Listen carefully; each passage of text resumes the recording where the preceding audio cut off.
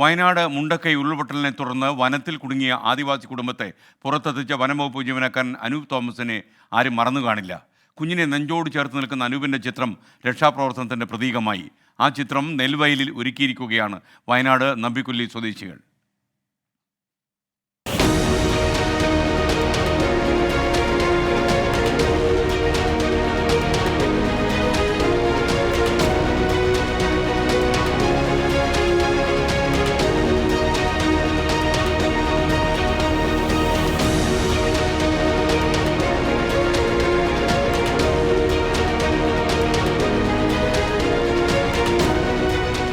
ഉരുൾപൊട്ടലിന്റെ മൂന്നാം നാളാണ് വനം വകുപ്പ് ഉദ്യോഗസ്ഥർ ചോലനായ്ക്ക കുടുംബത്തെ കാടിറക്കി കൊണ്ടുവന്നത്.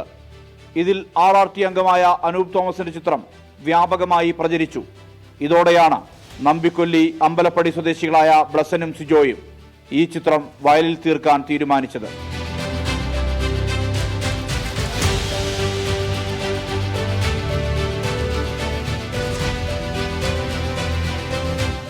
ഈ ഒരു ചിത്രം വരച്ചിട്ട് ഈ നെല്ലിൽ ഇങ്ങനെ ഒരു രംഗം നമ്മൾ അവതരിപ്പിച്ചത് എന്ന് വെച്ച് കഴിഞ്ഞാൽ ഈ വർഷത്തെ വയനാട് ജില്ലയിൽ സംഭവിച്ച ഒരു ദുരന്ത മുഖത്തിൽ നിന്നാണ് ഞങ്ങൾ ഈ ചിത്രം തിരഞ്ഞെടുത്തിരിക്കുന്നതും അത് ചെയ്തിരിക്കുന്നതും. നാസർബാദ്, ഡാബർശാല, ആതിര, വലിച്ചൂരി തുടങ്ങിയ വിത്തുകൾ വയൽ ചിത്രം ഒരുക്കാൻ വിതച്ചു. ഈ പ്രകൃതി ദുരന്തത്തിൻ്റെ ഒരു ഇതിൽ രക്ഷാപ്രവർത്തകരായി വന്നവർക്ക് വേണ്ടിയിട്ട് അവർ ഉള്ളതിൽ ഏറ്റവും നമ്മുടെ മനസ്സിന് തട്ടിയൊരു ചിത്രം കൊണ്ടാണ് ചെയ്തത്. ഇതിൽ ഒരു 4ഓളം നെല്ലുകൾ വിത്തുകൾ ഇത് ചിത്രത്തിന് വേണ്ടി ചെയ്തിട്ടുണ്ട്. ആർട്ടിസ്റ്റുകളായ റജിയും ബിന്ദുവും ഉൾപ്പെടെയുള്ളവരാണ് വയൽ ചിത്രം ഒരുക്കിയത്.